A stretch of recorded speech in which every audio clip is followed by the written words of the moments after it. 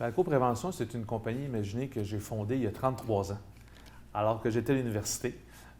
Lorsqu'on sortait dans les bars, mes amis et moi, souvent on prenait de l'alcool et souvent mes amis allaient me dire à la fin de la soirée, je pense que je suis correct.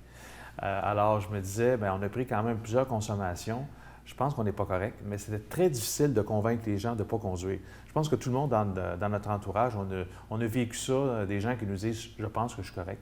Et à l'époque, en 1989, c'est à peu près impossible de savoir son taux d'alcool, à moins d'aller voir des policiers, ce qui est trop tard.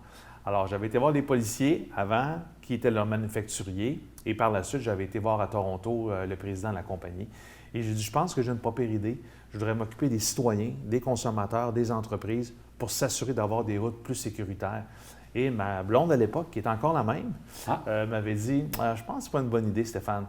Et puis me voilà ici, 33 ans plus tard, on vend maintenant dans 33 pays, 45 pays, nos petits éthylotestes électroniques ou à usage unique. Peut-être juste rappeler aux gens, ça ressemble à quoi? Usage unique, c'est un petit tube comme ça, vous trouvez dans les SEQ par exemple.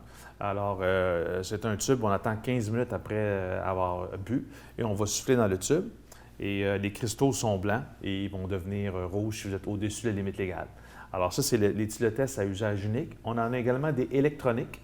Alors, on va souffler et le résultat va apparaître 0.02, 0.03, quoi que ce soit. Est-ce que c'était le même genre d'équipement qu'on retrouvait dans les bars, on retrouve encore dans les bars? Oui, exactement. Alors, on a peut-être, je vous dirais, 300, 400 appareils encore en opération au Québec dans les bars. Donc, ça fait une différence. Les gens, avant de prendre le volant, lorsqu'ils ont un doute, lorsqu'ils ont bu socialement, peuvent se tester et avoir une certitude, c'est quoi leur taux d'alcool pour éviter d'avoir les conséquences qui viennent avec. Au niveau de la fiabilité, est-ce qu'il y a un certain pourcentage d'erreurs?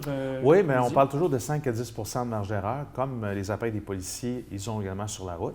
Alors, ce qui est important de savoir, ce sont des appareils qui sont certifiés au Canada et aux États-Unis et un peu partout dans le monde.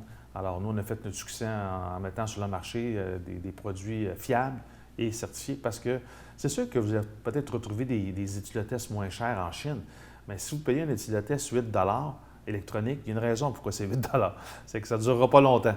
Okay. Alors, nous, on se spécialise sur des appareils qui sont de bonne qualité, souvent même faits au Canada. Et on peut s'attendre à payer combien à peu près pour des éthylotestes? Bien, dans les SEQ, on parle de ces appareils-là, on parle de 4 donc c'est vraiment bon marché. Sans ça, comptez environ 125 pour un bon appareil. OK. Et ça, comme vous dites, lui, le 125, c'est pas usage unique, mais à usage multiple, comme vous dites, de façon électronique. Exactement. Et est-ce que votre organisation regarde aussi pour amener de la prévention pour éviter justement, améliorer entre autres le réseau routier au Québec?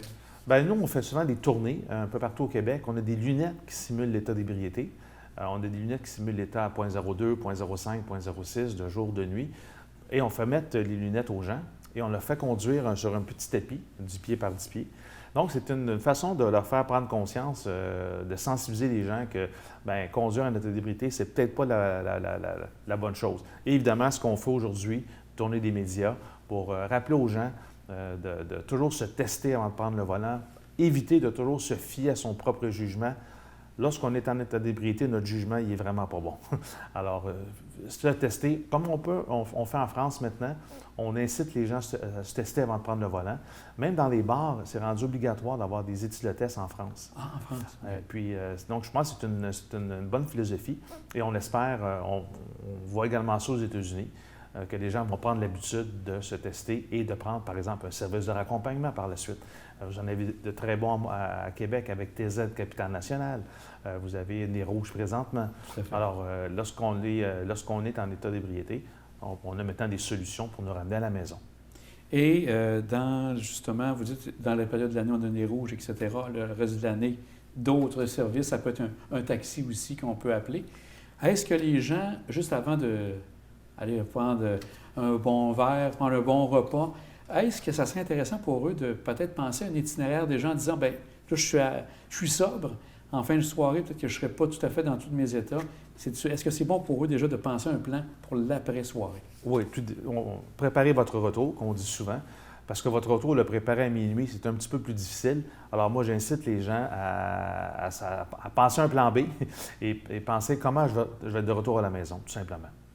Si les gens veulent vous rejoindre, comment ça fonctionne? Est-ce qu'il y a un site pour rejoindre Alco-Prévention? Alcoprévention.com, c'est très facile. Alors, vous allez sur Internet, vous allez avoir toute la gamme de nos produits. Et les gens peuvent également nous appeler via le numéro de téléphone qu'on trouve sur le site web. C'est le 1-888-863-8660. Je m'en suis rappelé. Ah, bien c'est bon, excellent. Bien, merci beaucoup, M. Morin. On va vous souhaiter des joyeuses fêtes en cette période de l'année qui est bon pour la festivité après quelques années plus difficiles.